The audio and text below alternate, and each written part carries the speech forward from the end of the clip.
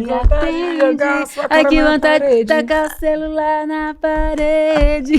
Atenção, atenção, precisamos conversar, está começando. O debate está demais hoje, gente. Heteropessimismo, já ouviu falar? E você já pensou na sua velhice? Como lidar com haters? É possível ignorar ou precisa ter um puta sangue de barata? E a pergunta que não quer calar: por que os jovens não atendem o celular? Atende, pô! Não sai daí. Atende, minha linda.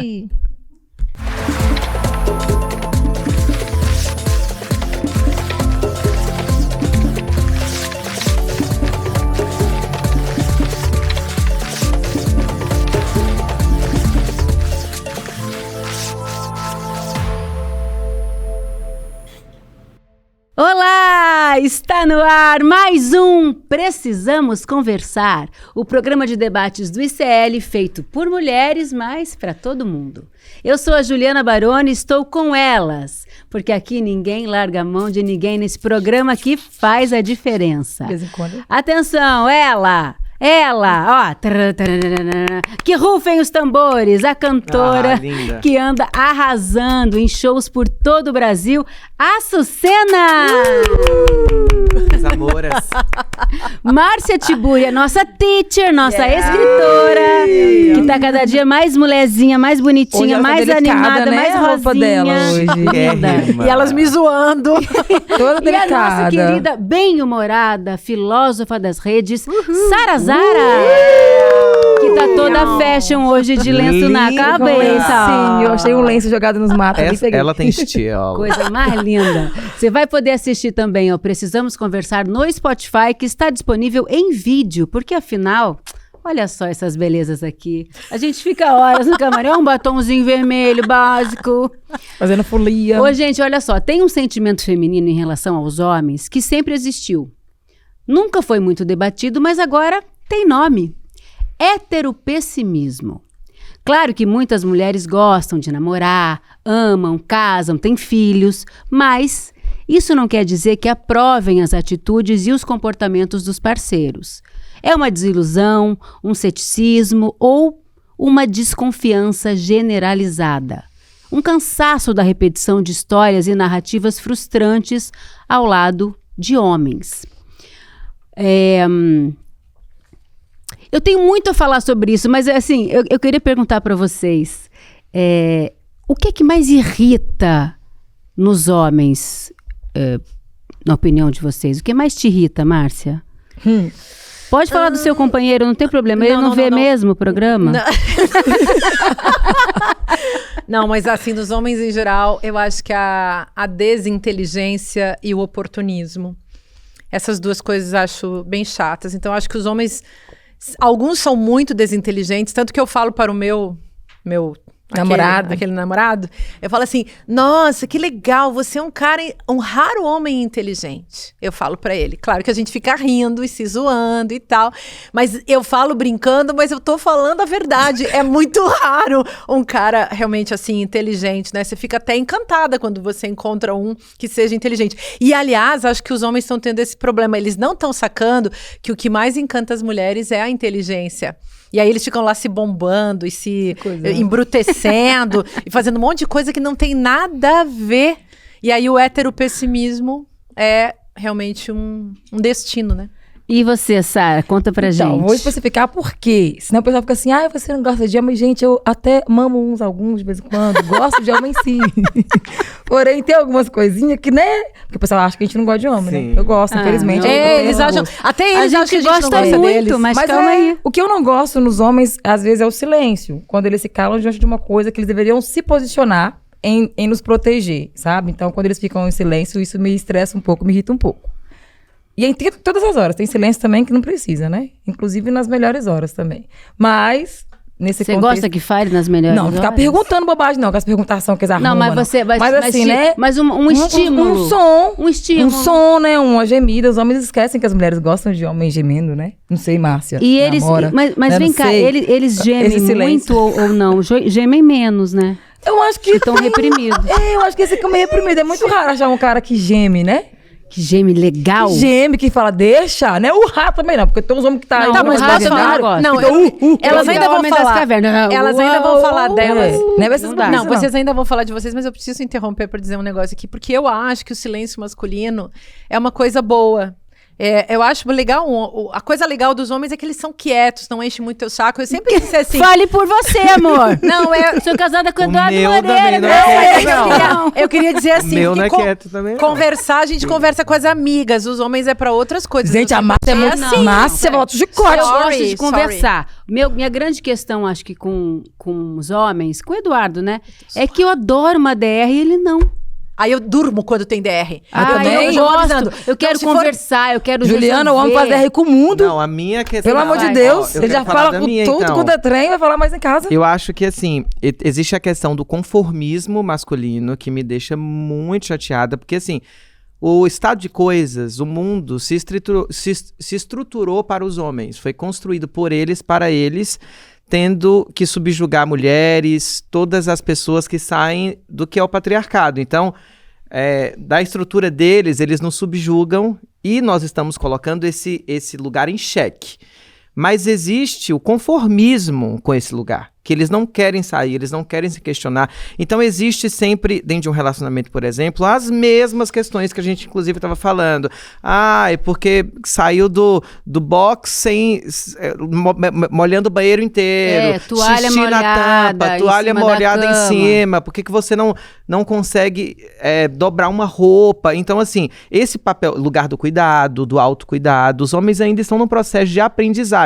O outro, só pra falar, é autoestima delirante. A autoestima delirante. Isso pra mim me pega, assim. Sim. Porque, de fato, os caras deliram. Os caras têm uma autoestima que eu fico assim, nossa... Uma certeza do sim. Uma certeza, tudo, né? sim. É quase que eles se deificam. Deificam suas posições, seu lugar no mundo. Então, pra mim, isso é super problemático. Eu tenho uma teoria sobre esse negócio, sabe? Que eu acho que, falando mais sério, né? Porque antes eu falei umas coisas meio de brincadeira, meio verdade, meio brincadeira. Tudo bem, as feministas também gostam de brincar. Tarará. Mas assim, tem uma coisa que eu acho que é a matriz de subjetivação, que é uma teoria meio que eu inventei assim. As mulheres são subjetivadas no cuidado. Essa é a nossa matriz de subjetivação. A gente cresce, independentemente dos nossos destinos, das nossas escolhas sexuais. A nossa sexualidade não tem a ver com isso. Agora, o gênero tem. Então, a gente acaba sendo talhada no cuidado. Toda mulher, independente ou não independente, submissa ou aguerrida, liberal, comunista, não importa, todas são cuidadoras. Todas as mulheres cuidam, todas as mulheres sabem cuidar. E os homens são talhados, a matriz de subjetivação dos homens é a violência. E a violência é o que estrutura esse negócio que a galera chama de ideal viril. Nossa, eu amei isso. Calma aí. Só pra gente entender os telespectadores também. A matriz de subjetivação da mulher, o cuidado, e versus a matriz de subjetivação do homem, a violência. Nossa, Márcia, muito bom. É isso. Então, para um homem aprender o cuidado é muito difícil. E para uma mulher aprender a violência também é muito difícil. Aí o que acontece? Se constitui uma sociedade patriarcal que inventou uma guerra, e a guerra é o jogo de funcionamento, o próprio comportamento masculino, e essa guerra também é contra as mulheres e contra a vida, enquanto que as mulheres ficam lutando pela vida na tentativa de superar essa guerra, de sobreviver a essa guerra dos homens. Isso tá na política, tá dentro de casa, tá em todo lugar, tá no trabalho, tá em qualquer lugar. Então, o mundo de mulheres, o mundo do cuidado, seria um mundo muito melhor, e isso tem que ser politizado. Olha, e não achem que isso é mais uma invenção das mulheres, não, tá? Mulheres feministas, no caso. Esse nome, heteropessimismo, foi cunhado por um homem. É do teórico americano em sexualidade Asa Serenzin. é assim que fala? Asa Sørensen, de 2019. Segundo ele, o termo consiste em desfiliações performativas com a heterossexualidade, geralmente expressas na forma de arrependimento, constrangimento ou desesperança em relação à experiência heterossexual.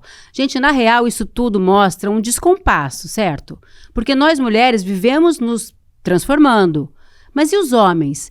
Eles estão esperneando agora porque tem essa geração da minha filha, vejo pela minha filha, minha enteada, que já são super introduzidas no feminismo, que já tem muito mais consciência dos seus direitos e do que elas querem, do que não serve mais para elas. De que elas são livres, de que elas têm direitos, de que elas podem ocupar o lugar que elas quiserem. E os meninos estão totalmente perdidos com essa nova configuração de mulheres aí, dessa nova geração. Então, o que eu acho, o feminismo, dos grandes legados do feminismo é instaurar um questionamento real do papel social da mulher.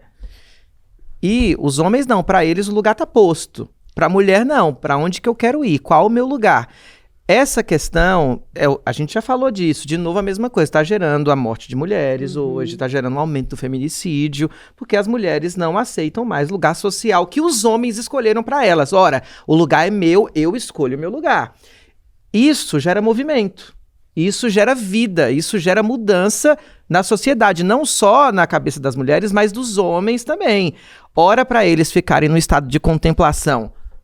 E agora, o que eu faço? Ora para eles assassinarem as mulheres, ora para eles se posicionarem, falando aquelas babaquices de red pill, de qual mulher que você não pode casar, qual mulher que você não pode ter.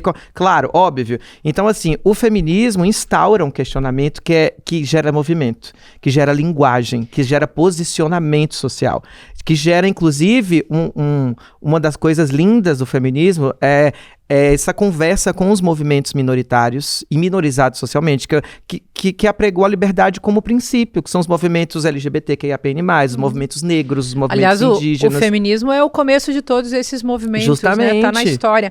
Agora, é interessante a gente falar também desse mercado da misoginia, esse mercado do ódio às mulheres, que é essa tal de machosfera. Porque esses caras conseguiram justamente, criou-se, né, esse novo território, essa zona masculinista na internet, sobretudo, mas na vida de uma maneira geral, e que tem a ver com a capitalização do macho.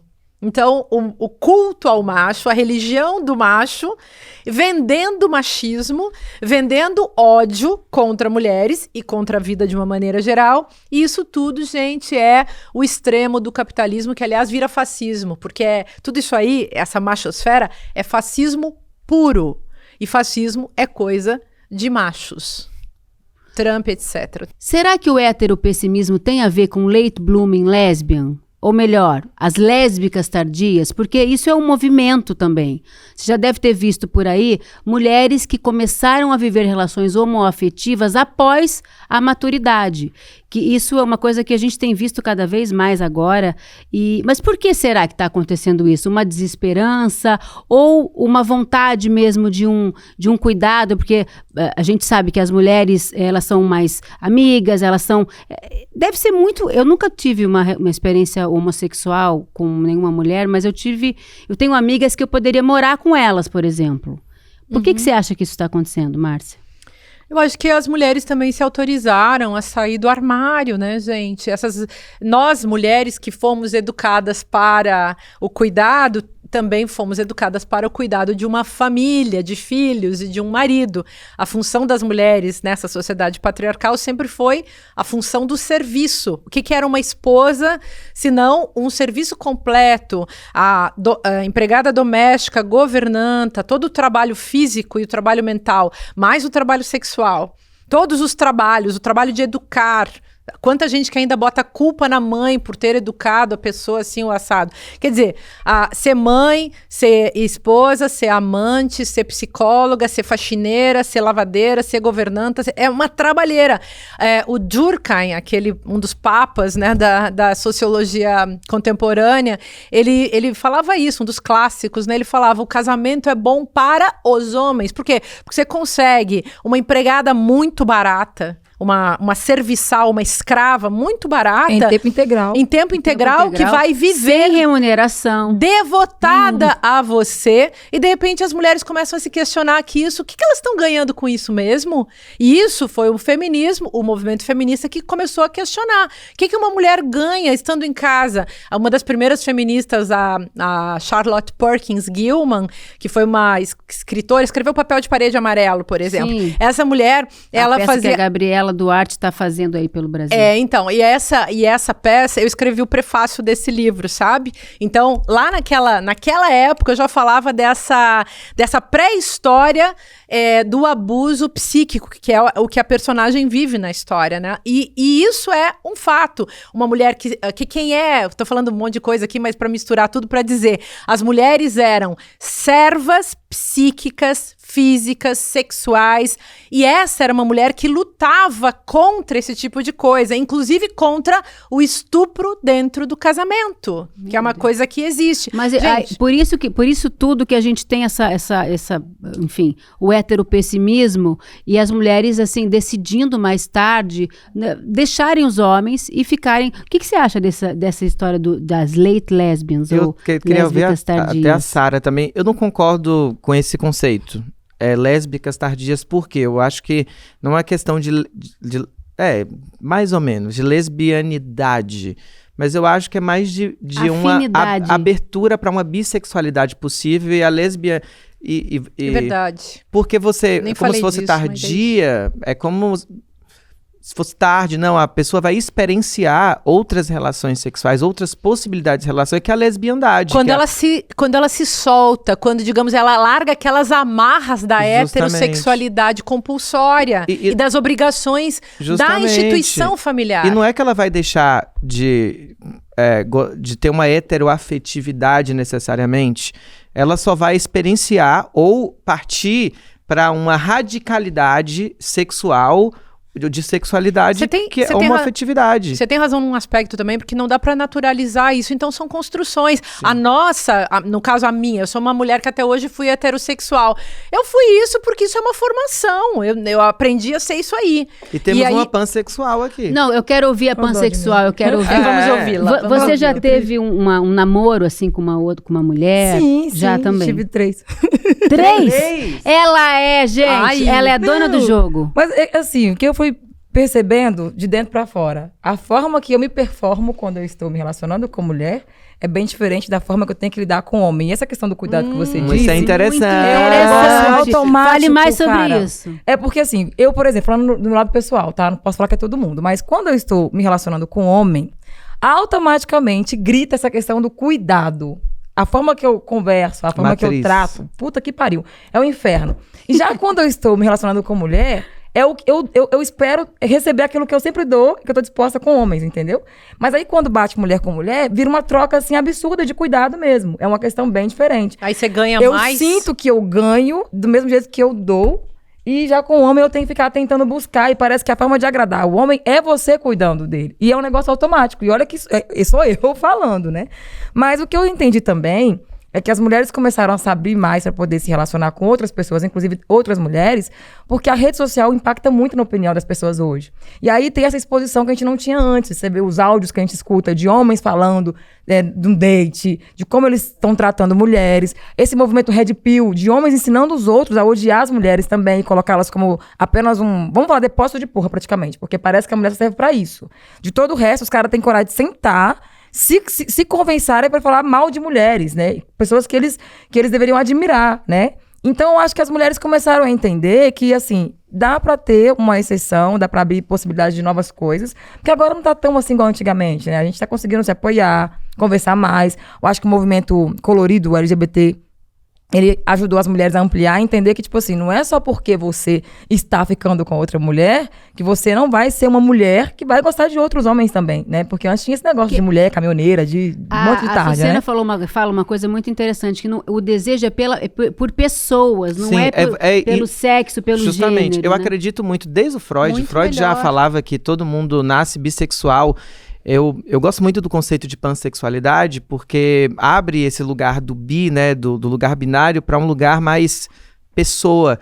embora seja muito difícil, mas na realidade as pessoas têm essa tendência. É a sociedade quem orienta a sexualidade culturalmente. É o tanto que hoje tem uma escala, inclusive um conceito de escala Kinsey, que é uma escala que acredita que você não...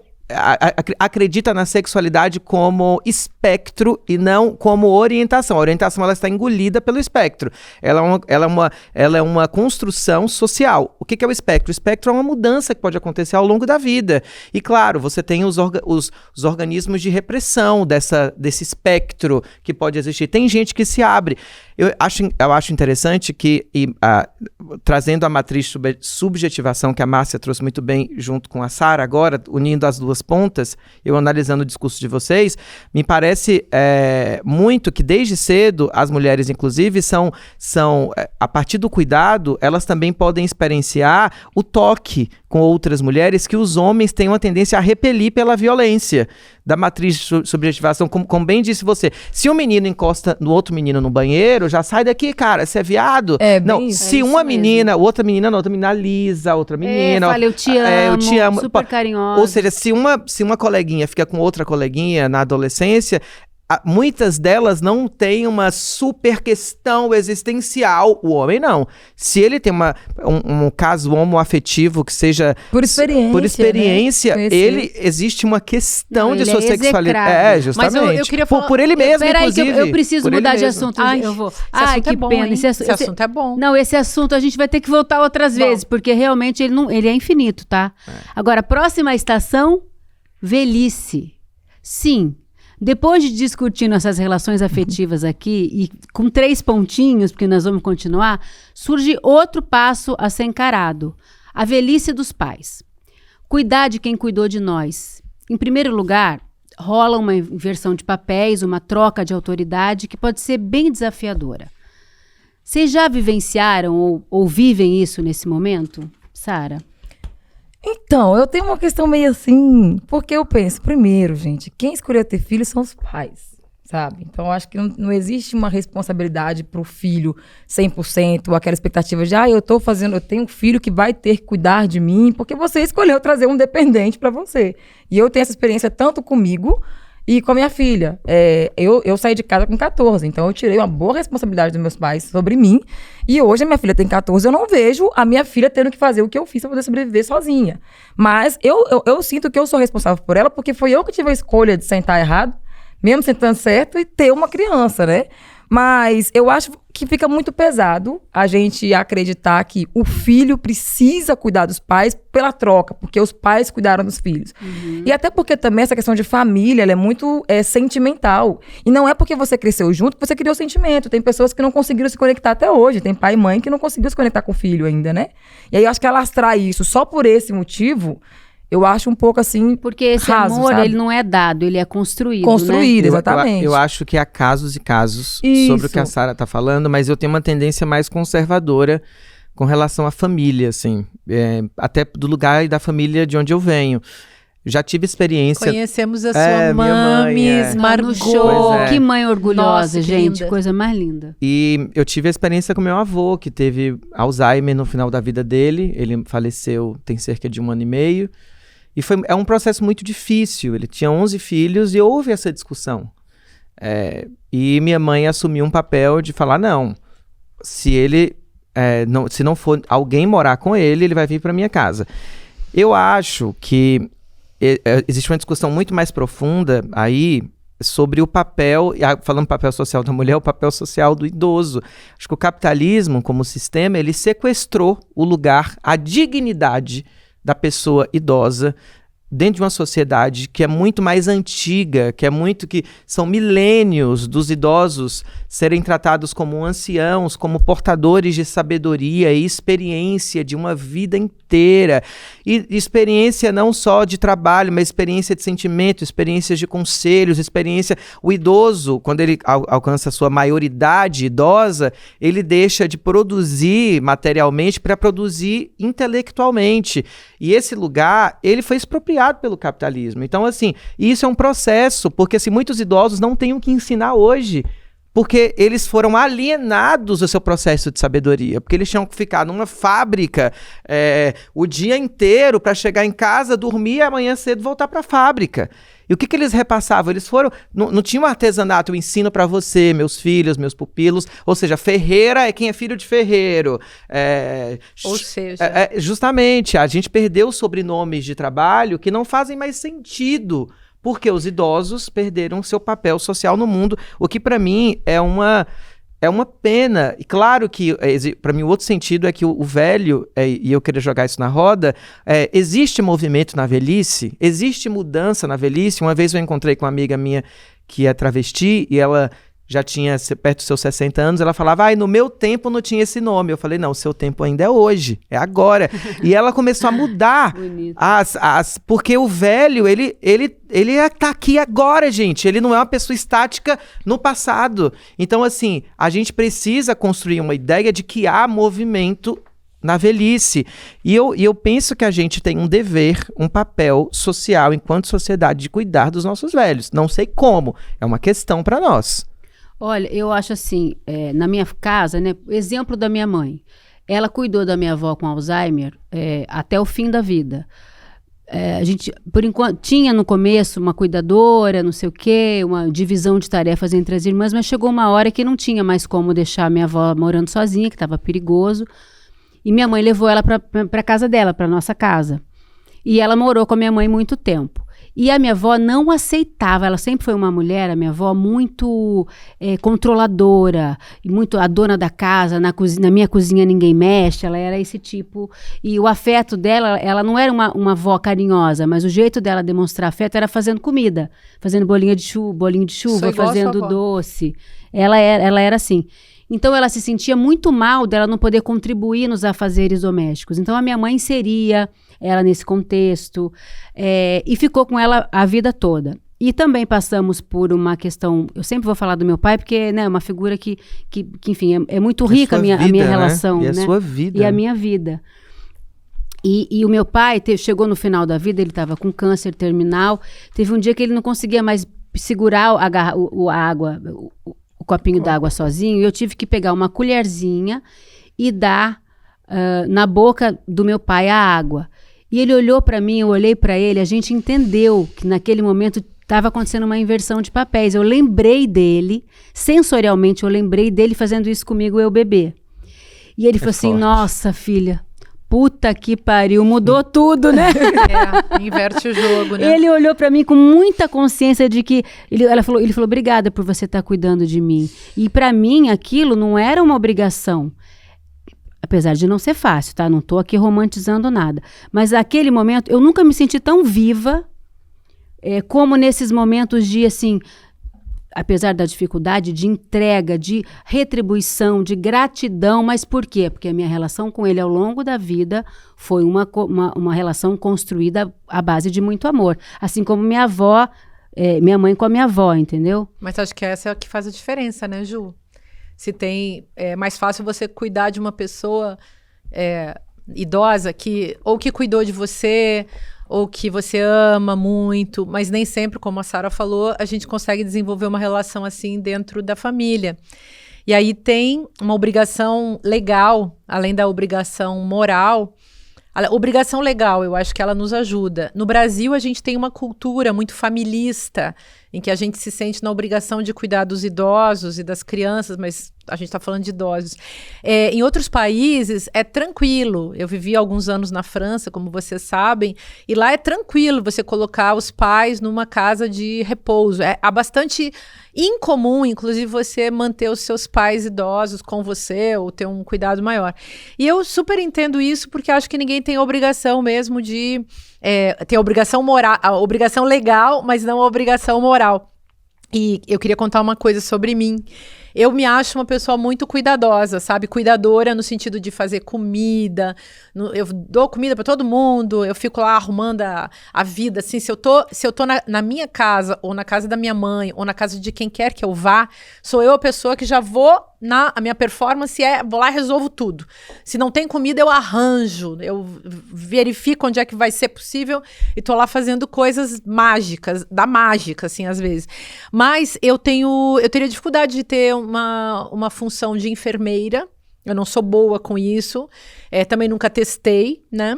E tanto que eu só tive uma filha, pra mim foi muito difícil a coisa física e tal, eu achei sempre muito complicado. E eu também tenho um detalhe, eu sou uma mulher que muita gente, todos os meus ex-maridos, ex-namorados, todos eles com quase meia, talvez alguma exceção tenha me chamado de egoísta, porque mesmo eu pagando todas as contas, fazendo tudo, resolvendo tudo, tem um negócio que eu não abro mão, que é da minha obra. Então, isso te deixa, assim, uma mulher muito masculina, porque você pode... Eu sempre falei, inclusive, como mãe, eu sou um ótimo pai. Eu vou lá, resolvo tudo, mas talvez eu tenha dificuldade dessa coisa mais chameguenta, sabe? E aí, é isso que eu acho difícil. A gente que é uma mulher que não tá totalmente concernida e subjetivada no cuidado, porque você tem noção de você mesma, de alguma coisa que você considera importante para você...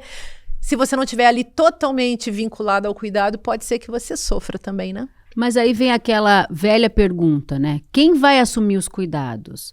Logo vem a imagem de quem? De uma mulher. Sempre justamente. Uma mulher, né? Uma filha, uma irmã. Constatação, exatamente, uma constatação cultural. Obviamente, porque os homens, eles também sabem cuidar, né? Mas na maioria das vezes sobra mesmo para a mulher. Eles fingem que não, né? Eu acho que não é responsabilidade deles, né? Eles tiram o corpo fora. Eu acho que eles também não conseguem. Tem uma coisa de... Não é que não conseguem fisicamente, mas emocionalmente eu vejo as mulheres mais fortes. Mas eles são o sexo frágil. Os homens são o sexo frágil. Eu acho que tem a ver com aquilo que a Márcia falou, muito, muito sabiamente, sobre... De novo, a matriz de subjetivação entre o cuidado e a violência. Ou seja, não é pra mim o cuidado, logo tô fora. E eu sou um pouco conservadora sobre isso, porque assim, e não só, acho, no sentido familista, mas eu acho que assim como existe uma sociedade inteira que tem que cuidar de uma criança, a gente precisa cuidar dos nossos velhos enquanto sociedade. Porque uma vez que a gente expropriou deles a sabedoria... O cuidado. E quando eles foram maus e cruéis, não, então, mas justamente, como que você faz? Sobre isso que eu quero dizer. Eu acho que a gente... Obrigada por até me lembrar. Eu acho que a gente precisa ensinar os nossos velhos. Agora é um papel nosso de ensinar os nossos velhos a que eles podem mudar. Tá, mas o velho é a pessoa que fica. Então, eu tenho várias histórias de amigas que tiveram aqueles pais violentos, que abandonaram, abusadores, história, né? E que depois vêm exigir quando são velhos. A minha avó cuidou do meu avô que quase matou ela. E eu era criança e eu ficava assim, por que a vovó tá fazendo isso? De cuidar desse homem. A minha mãe, quando o pai dela morreu, ela disse que ficou aliviada. Porque ele era uma violência só, era uma coisa que, imagina, violência nos anos 50, desquitando-se no interior do Rio Grande do Sul. Mas aí tem os asilos, né? Tem os casas de cuidado. Qual o nome? São casas Mas nem passava pela casa cabeça. De repouso. Casa de repouso. Mas olha só, mas isso é um tabu, viu? Porque, isso assim, é um tabu no Brasil. Por exemplo, minha avó, eu jamais deixaria minha avó ir para uma casa de repouso. Principalmente porque... por eu entender ela como lugar de sabedoria, por eu entender ela como lugar de conselheira, enfim, de afeto, de amor. Então depende do vínculo, né? Justamente. Não, mas falando sobre casa de repouso, você já deu uma introdução desse assunto quando você comparou a mentalidade do europeu com a nossa, né? Da América Latina. A minha avó dizia assim, quando ela estava com Alzheimer, já falava assim pra minha mãe cuidando dela, dava até pena da minha mãe, tadinha, porque tinha dia que minha avó estava muito difícil, estava agressiva até, porque o Alzheimer tem essas fases, né? Ela dizia, eu já sei, você vai me mandar pro asilo, como se fosse um castigo, exatamente, como se fosse um castigo. Tem casas de repouso muito caras, tá? Muito caras, que são verdadeiros clubes, onde tem enfermeiro 24 horas por dia, tem dinâmicas sociais, tem baile, tem festa, tem comida boa, custam obviamente os olhos da cara, e tem muita gente optando por isso hoje em dia, quem tem dinheiro, tá? Optando por isso, mas eu sou conservadora, assim como você. Eu não consigo imaginar de abandonar a minha mãe numa casa de repouso. Mas você Mas se não coloca nesse abandono. lugar? Porque eu me coloco. Gente, eu já tenho 55. Eu não gosto que cuidem de mim. Eu gosto de ficar sozinha fazendo as minhas coisas. Às vezes eu caio na asneira de dizer, alguém me fala comigo, não, eu tô gripada. E depois a pessoa vem me perguntar, melhorou? Aí eu assim, que isso? Que chatice. Eu detesto que me perguntem se eu tô viva, sabe? Detesto quando perguntam se eu melhorei. Porque aí eu penso, nossa, eu devo ter falado Mas vem que eu tava cá, Márcia, gripada, que você merda. pensa na sua própria velhice? Eu penso, claro, vou ficar lépida e faceira com as amigas, com os amigos. E eu vivo falando, se as deusas quiserem, eu não serei herança de minha filha. Eu tenho várias amigas que tiveram que herdar as mães. Inclusive, eu tenho uma mãe, mas nós somos vários filhos. E óbvio que minha mãe é bem dividida lá entre a galera, né? E eu faço o que eu posso, assim. Mas eu realmente... E minha mãe também não gosta. Minha mãe anda numa cadeira de rodas e mora sozinha. Não quer nem saber de gente por perto. E eu sou igualzinha. Nossa, e você, Sara, pensa em você velhinha? Eu vou morrer cedo. Não, peraí. Não quero morrer muito, não. Não, mas peraí, calma aí. Eu tenho uma questão bem... Você tem esse pressentimento que você vai morrer cedo, ou você... Não, a vida já me avisou pra morrer ou você cedo. quer, ou você tá criando essa história, Você assim. tá doida? Por que você falou isso? Gente, é assim, essa questão, eu tava conversando com Eu isso não gostei dessa frase. Eu tava conversando com isso com o Uber na hora que eu tava ouvindo, porque as pessoas falam sobre início e fim de vida com um negócio, tipo, nossa, é um tabu, né? Mas eu acho que pra quem é atípico, a mente é mais prática. A gente pula a parte, sabe? Aquela parte toda de... e vai pro final logo. Se você nasce, você morre. Não tem outro fim. O fim é o fim. Mas pode ser longa, não, vida sim, e boa. mas assim, e digna e justa. Esse longo e essa vontade de viver depende muito de como as pessoas querem viver, entendeu? Em pleno 2025, daqui pra baixo, cara, vai ser árduo viver em paz. E eu quero viver em paz. E pra viver em paz tem que morrer cedo. Não tem como lutar. Gente, é Lula, é Bolsonaro, toda hora um negócio. Imagina isso. Sabe por que você tá a falando longo isso? prazo. Sabe por que você tá falando isso? Você tá falando isso porque você é jovem. É chupeta na boca. Márcia, quem aguenta isso? Mas assim, ó, o meu combinado com a vida foi... Eu preciso estar viva até a minha filha se tornar autônoma, entendeu? Depois que ela tornar autônoma... Meu Deus, gente, não... Mas não é. A gente quer você aqui. Mas eu não parar quero... com isso. Gente, não, mas eu não Garota é quero... maluca, gente. Não dá. Eu não quero viver muito por um motivo que eu acho que viver muito do jeito que a gente vive hoje é viver mal, entendeu? Então eu quero um descanso pleno. Mas um assunto... Olha a bagunça. Olha a bagunça. Sara, Eu quero ouvir a Sucena não, agora. mas eu acho que eu compreendo o que a Sara diz, mas é muito importante que a gente entenda, e eu acho que a gente precisa aprender isso e ensinar os nossos velhos isso, a quem está envelhecendo isso. De novo, eu vou puxar o assunto da mudança, do movimento. Ser velho não necessariamente precisa significar ser estático. Não necessariamente não precisa... Bonito isso. Porque a gente pensa na velhice como um lugar rígido. E a velhice pode ser um lugar de mudança, de experienciar a vida em outros lugares. Por exemplo, é só você reparar a diferença entre uma mãe e uma avó. Há uma diferença linda, até um rejuvenescimento da velhice, quando a pessoa velha experimenta, ou uma pessoa jovem que está tendo um neto, experimenta que o papel da avó não é mais aquela chamada de atenção intensa que os pais têm que ter, mas é mais sobre o amor, é mais sobre o fazer as vontades da criança. Eu tô ficando velha. É curtir. Deixa eu te falar. Então, assim, é movimento, é vida. Não, eu vou usar minha sabedoria de velha. Muito, não. Deixa eu usar minha sabedoria de galinha na pipa cedo. Tá, mas olha, meu bebê, doida. eu que estou envelhecendo, vou usar minha sabedoria de pessoa envelhecendo para falar para a Zara que eu nunca fui tão feliz, eu estou mega feliz, cheia de projetos, inventando um monte de coisa. Assim, é muita coisa. Garanto que quando você chegar na minha idade, você vai estar igual a mim, pensando em o que você vai fazer nos próximos 50 anos. Então, mas assim, ó, então, eu comecei a viver muito cedo. É o tal do viver, jovem pessimismo. Eu comecei muito cedo. Então, tipo assim, como eu comecei cedo, eu estou caminhando por um caminho. Ela já tá cansada, gente. E eu Quer quero mais descansar de verdade, em plenitude, sabe? Não é descansar de aposentar e ficar pedindo favor, porque eu vou pedir favor pros outros. Eu vou ser uma velha que eu pedir favor o tempo todo. Só que a gente eu não cuida. quero aquele negócio, sabe, assim, meu Deus, eu vou ver muito. Você é muito potente, você é muito potente, muito por inteligente. Por isso mesmo, gente, tem que morrer cedo. Você se imagina velha como? Você fica louco. Eu me imagino velha e mudando, sendo uma velha que vai, não dando uma de jovem, eu no meu lugar de velha, mas sabendo que eu posso curtir com as diferentes faixas etárias, eu posso brincar com as crianças, eu posso dançar com os jovens, eu posso jogar carteado com as minhas amigas e fofocar. Eu me encontrei... Falar mal dos outros, né? Não, falar mal dos outros. Eu tenho uma experiência com uma das pessoas idosas mais lindas, que é a Ana Lombardi, que é uma produtora do Rio Grande do Sul, que quando eu fui pra lá, ela e as amigas se reúnem pra falar besteira, pra beber cerveja, pra ir pro teatro, pra dançar, e são todas mulheres acima dos 60, 70 anos que se encontram. E assim, eu vi naquela velhice uma possibilidade de falar de sexo, de falar de drogas, de falar, fumei um beck, tava maravilhoso, então, e são pessoas velhas, entendeu? Que estão essa velha aí, gente.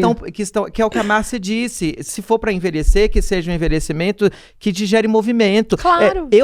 Só pra você ter ideia, eu que ainda não cheguei nem numa terceira idade, tô amando ficar mais velha. Tirando aquelas inseguranças dos 20 anos, dos 18. Só melhora, baby. Só melhora, minha cabeça tá melhor. A única coisa chata, eu não vou nem falar. Não, olha, eu vou falar, eu quero ser uma velha, eu quero morar de repente num sítio, a gente tem um sítio. Lá tem aranha. Eu quero morar no sítio, eu quero escrever, eu quero sair do sítio para ir ao teatro e voltar para minha casa e receber meus netos. Eu imagino uma velhice assim e com saúde. E também comendo bem. Exatamente, plantando, colhendo. E eu quero, assim, se eu pudesse escolher uma morte, né, uma velhice reclusa no sítio, mas não totalmente reclusa, com a mente muito artística, muito ativa, e eu gostaria de morrer dormindo. A melhor morte. Isso aí é... Quem é um presente. Quem dormiu, acordou e falou, pra morrer assim, que é a boa morte. Não, você morrer velha, dormindo, velha mesmo, com longevidade. Deus é maior, se ele der a vida todinha pra morrer dormindo. Ué. Não, cara, é muito absurdo. Não. Você é ótimo. Eu quero um alvoroço, eu quero um algo que marca. Nossa, Sara morreu. Agora, Sara e o assunto da morte. Mas vem cá, Juliana, agora pensa. Quando alguém falar com você assim, ó, fulano morreu, morreu de velhice. Tava esperando, não, tem que ser uma coisa Ela é grega, ela quer uma morte trágica. Ela quer uma morte trágica. Tem que marcar a saída. Marcou a entrada, ela quer sair também em grande estilo. Eu acho o mundo... de velhice é tão assim, tão normal. Eu acho o mundo tão curioso. Eu adoro, eu quero ser normal, eu gosto. Eu também. Eu acho esse mundo tão curioso, tem tanta coisa pra gente ver, pra ser explicada, que eu fico... Quando alguém morre... Tá chupando chupeta quando alguém... Então... Daqui pra frente... Peraí, vocês querem ver outro assunto muito louco que tá beirando aí? Beira a uma unanimidade, gente. Os mais novos. Tem nada a ver um assunto com o outro, mas escutem. Mas faz a tem a ver. Mas tem a ver. Tem a ver. Os mais novos não estão mais atendendo ligações. Os caras ficam com o telefone pertinho do corpo o dia inteiro, a noite toda se deixar. Mas experimenta ligar. Após o sinal... Deixe seu recado. Baby, me atende. Ai, que vontade de tacar o celular na parede. Cara, esse fenômeno é muito interessante. Filha, tá me ligando. Eu não atendo, não. Você não atende? Aí, ó, ela é mais velha, ela não atende. Eu só atendo se a minha mãe me liga. Agora pensa, esse é o problema. Viver no mundo pra ficar assim, passando raiva, fazendo raiva nos outros? Não, gente, vamos morrer todo mundo. Tererém. Alguém ligou pra mim. Tererém. Alguém ligou pra mim. Não é o bola de fogo. Sou eu, bola de fogo. Não é o bola de fogo. O calor tá de matar. Deixa eu falar uma coisa. Você liga, quando você quer conversar com uma pessoa, você liga? Cara, eu peço pra ligar. Hoje existe esse costume de você pedir pra ligar. Já vira uma etiqueta do WhatsApp, depois do WhatsApp, que dizem que o Brasil é o país do WhatsApp, inclusive. Não são todos os países que usam o WhatsApp. Não, a maioria usa vício, SMS. Né? O Brasil, ele é muito... Tem futurista, gente... né, nesse lugar de qualquer novidade. Tem gente que só tem, estrangeiros que só tem o WhatsApp pra falar com brasileiro. Eu conheço vários. Não, e eu tenho as pessoas... Justamente. E qual que é o outro? Telegram, essas coisas. Geralmente os gringos, em geral, usam ainda o SMS até pra conversar normalmente, como o WhatsApp. Só que existe a ligação. Aí eu peço pra ligar. E raramente, às vezes tem as ligações sem querer, né, que é um susto. Quando você liga sem querer, é um susto. Parece que é uma ultra novidade que você está fazendo, ou desrespeito, invasão de privacidade. E isso é uma questão para nós, né? Sobre todas essas fragmentações que o sistema capitalista tem feito a gente viver e construir, essa seria mais uma, esse contato que o telefone cria como uma novidade, né? Pelos fios, de repente vem o Wi-Fi e a gente tira essa possibilidade de ouvir a voz, ou se vai ouvir a voz, escuta no menos 1,5, 2. Gente. Eu acho um horror. Não, e quase que uma relação de impessoalidade.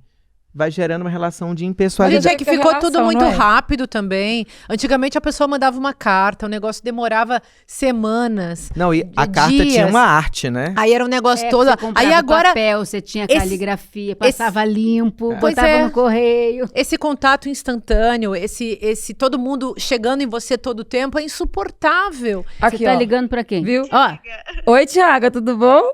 Tudo bem, você? Era só pra testar se você me atende quando eu ligo. ela atendeu. Ela atendeu!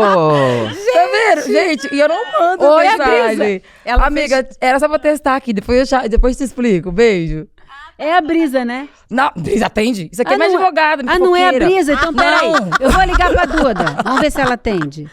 Após Liga. Eu sinal. tenho as pessoas que eu não preciso avisar que eu tô ligando, porque já assim, ó, qual é o babado de hoje? Porque quando eu ligo, é babado na certa. É a mesa boa, sabe? Ai, Mas gente, e a Brisa? Será? Não, a Brisa Tô não ligando pra Duda, vamos ver. Mas e a Brisa? Se ela não te atende? Brisa é raro. Raro, tem que ameaçar muito antes de sair de casa. Mas ela te liga quando? Em que situação? Quando acaba comida, quando acaba o dia, quando acaba creme. Aí ela liga. A Duda não atende também não, gente. Após o sinal, deixe seu recado. Também não atendeu, não. Ela tá na escola hora dessa? Não, ela já tá em casa essa hora, mas não tá com celular, quer dizer, tá estudando, tá brincando, não tá com A celular minha por filha eu perto, ameaço no meu muito pra caso. poder atender. Falando, Brisa, eu tô saindo. Se eu te ligar e você não atender, quando eu chegar, aí ela já tenta atender. Mas, ô, gente, Márcia, a minha filha é surda, vocês sabem, né? Então ela é uma surda que usa um implante desde os 20 anos, mas quando ela era adolescente ela também não atendia. E hoje em dia eu só falo com ela se for marcada a hora, porque ela também vai ter que ler lábios. Queria contar isso só pra gente colocar um outro aspecto na Interessante. história toda, né? Então é tudo por escrito, né? E agora ela namora um cara que é surdo, que só fala a língua francesa de sinais e a gente tem que ficar só escrevendo, porque eu não sei falar a língua francesa de sinais. Ainda, mas né? olha, Mas sabe eu o que é acho um absurdo interessante? isso. A língua de sinais devia ser universal, não? É, e no Brasil, a Libras é a língua brasileira Brasileira, né? de sinais, ela é uma língua oficial.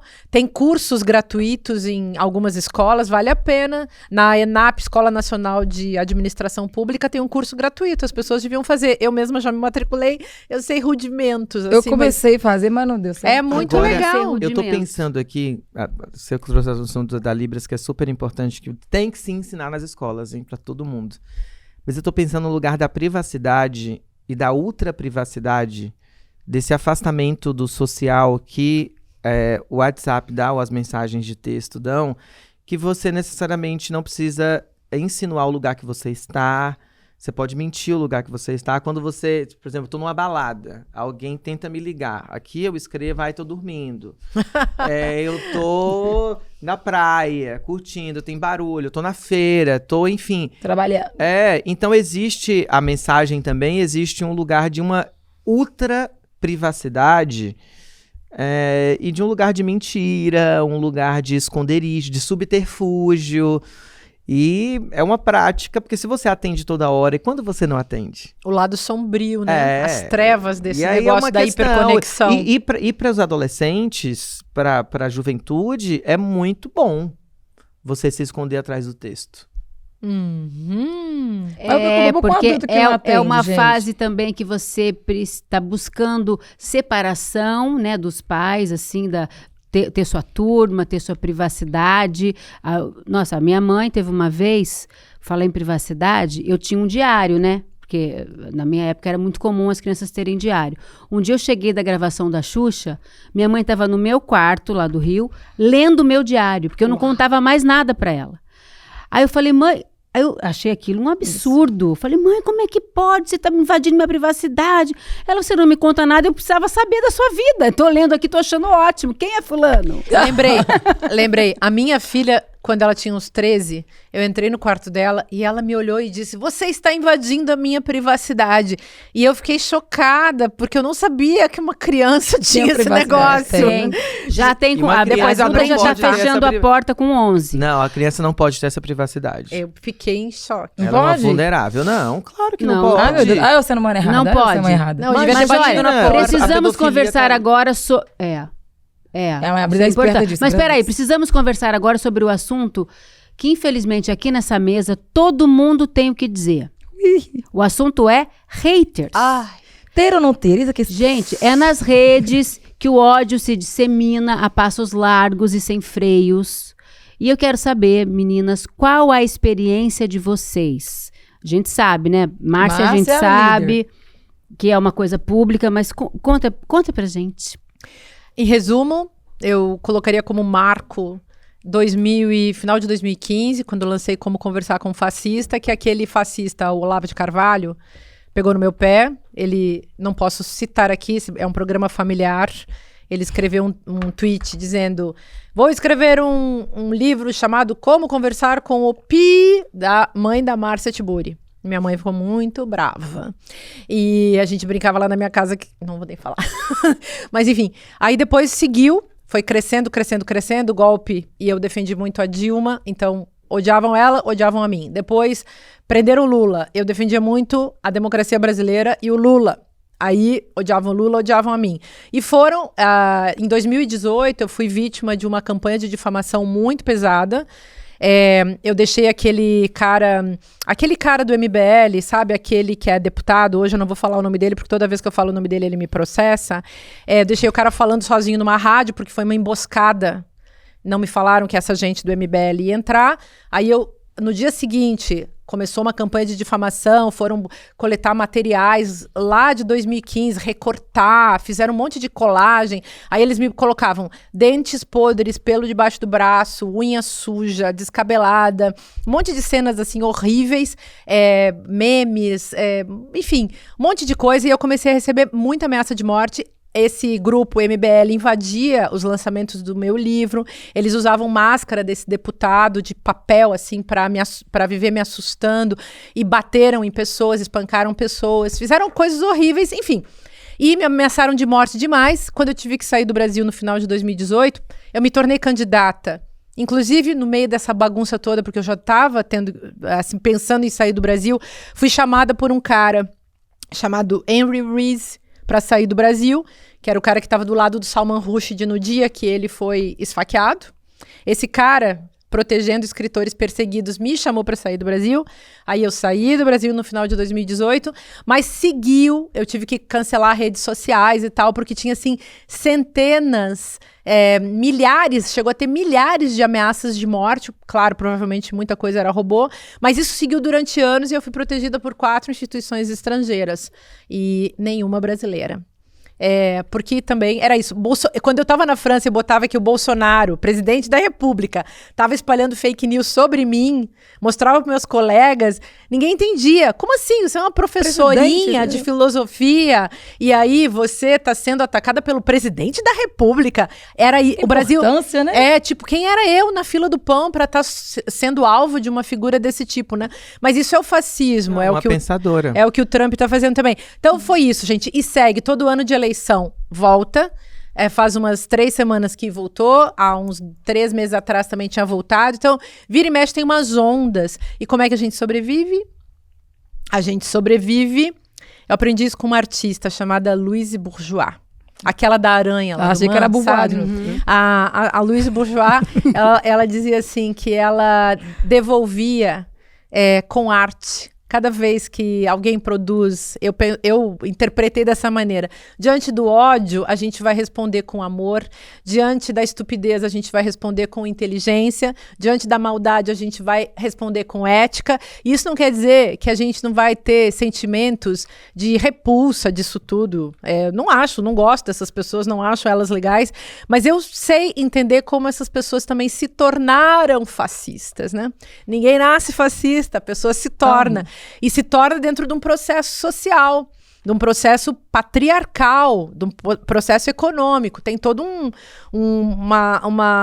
contexto a ser analisado. Foi tudo, digamos assim, o resumo geral é isso. Respondi com muitos livros, respondi com muitas pinturas, com muitos desenhos. Muitas coisas lindas, inclusive. Obrigada. E de vez em quando tomei um floral de bar. De vez em quando tomei uma tacinha de vinho. Mas, gente, como vocês sabem, eu sou virgem de maconha, virgem de cocaína, virgem de drogas em geral. E virgem de mulher. Virgem de mulher. Sou virgem de muita coisa. Então, eu sou, assim, uma pessoa muito simples, Que mas triste. eu tenho essa Que triste. eu tenho essa coisa da criação, né? E uma imaginação muito ativa. E eu acho a vida muito bonita e acho que a gente conecta com as pessoas legais. E as outras, a gente vai tentando fazer a alquimia sem a qual ninguém estaria nesse mundo, né? Nós somos Agora, alquimistas. fácil não é, né? E pra você, como é que foi a experiência de Não, hater? menina, fui Você tem entendendo muito, que- né? Depende, eu que escolho quem é o meu hater ou não, entendeu? Depende do meu dia. Porque eu entendi que os haters, eles precisam de uma relevância em algum momento. Eles querem existir. E aí, quando você vai ver, são pessoas que estão procurando atenção de alguma forma que aqui no mundo físico, sabe? Eles não estão conseguindo. Lembra do filme Avatar? A nossa vida é aquilo ali. Eu acho que quem inventou aquele filme já teve uma visão de como seria hoje, né? O tal do conectar o rabo do boneco lá no filme é a nossa rede social. E a gente tá aqui conversando e o pau tá quebrando aqui, ó. Tá acontecendo. A última postagem que eu fiz, tem gente me xingando, gente me defendendo. Porque a vida daqui de dentro é que manda daqui de fora. E aí, quando você vai ver o povo que tá lá dentro, sendo assim, ativo, e xingando e brigando, se você vê na rua, eles não têm coragem de falar com você com a mesma altivez, Mas, entendeu? Sara, deixa eu te perguntar uma coisa. Você consegue separar o que é você no virtual e o que é você aqui falando com a gente? Infelizmente, é a mesma coisa. Eu acho que eu sou uma das poucas pessoas que escolheu ser tanto aqui, porque o que domina aqui dentro é o que eu sou aqui fora. E é por isso que eu arrumo muita confusão. Porque geralmente as pessoas procuram uma persona, né? Ou então uma forma de não caçar assunto, né? E no meu caso, o que eu pego aqui, eu jogo aqui, cria-se muito assunto. Mas as pessoas que estão lá indo contra aquilo que eu acredito, são pessoas que não têm coragem de se posicionar no mundo físico. Aí tem coragem de vir na rede, falar bastante, porque é só aqui, sabe? Não tem o toque. O povo tem medo de apanhar, ser mordido. Então, nem sempre a pessoa que vai ter coragem de falar muita coisa pra mim aqui, na minha frente vai ter coragem de falar igual, entendeu? E pra você, Açucena, como é que é isso? Gente, eu lembro do caso de uma conhecida da minha avó que foi nos meus posts falar coisas horríveis de mim. E ela não se deu conta, né, de que eu lia tudo, de que eu ia descobrir que ela era amiga da minha avó. Que horror.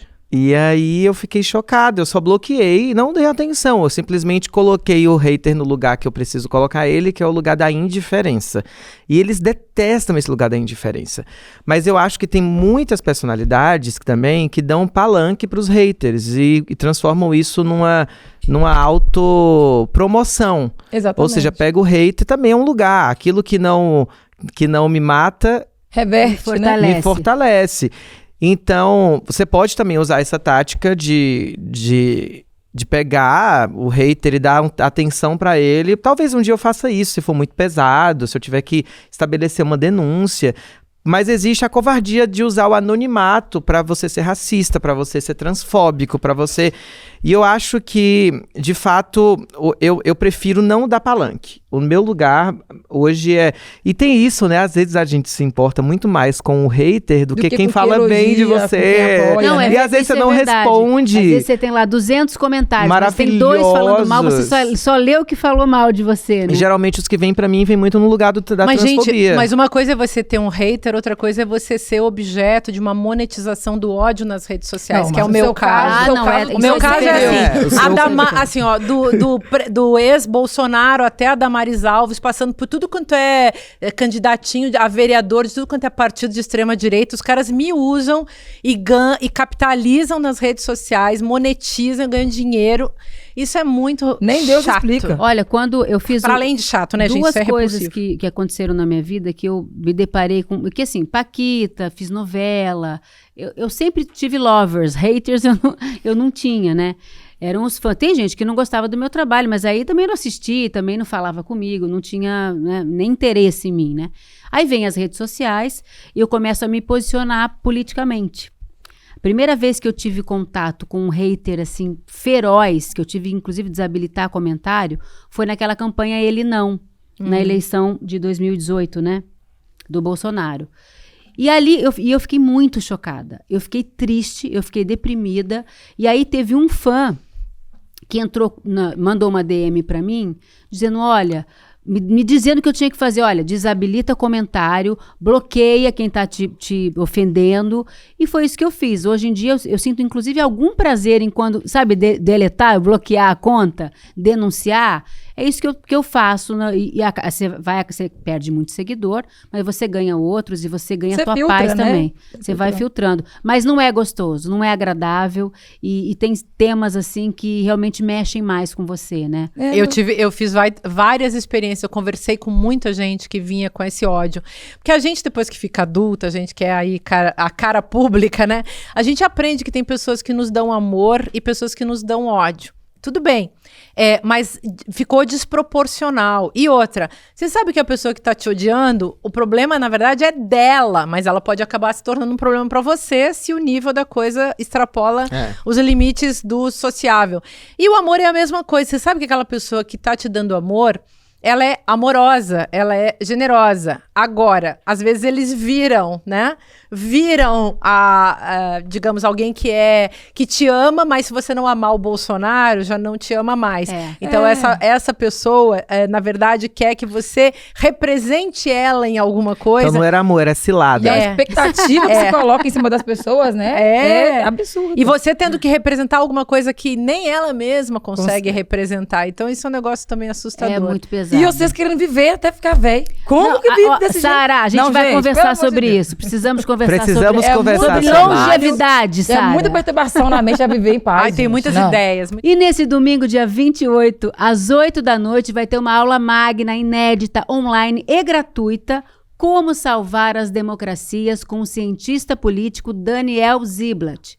Mediado por quem? Seu marido. Maravilhoso Eduardo Moreira. Um homem alto, um homem forte, sarado. Dono do dono. Garanta já a sua vaga. Ela é a dona do dono. Ela é a dona do dono. Deixa eu falar onde é que garante a vaga. Garotos, por favor, garanta já a sua vaga em iclconversar.com.br, tá? E se você quer continuar essa conversa e ficar por dentro de tudo que vai rolar por aqui, aponte seu celular para onde? Para o QR Code que está aparecendo aqui na tela ou acesse icl.com.br/Precisamos conversar e entre no nosso grupo exclusivo no WhatsApp. Antes de encerrar, é claro que a gente tem o nosso quadro favorito, que é Canta, Açucena, Canta. Ainda vai ter. É porque o povo cobra. Olha, a gente vai ver o show dela.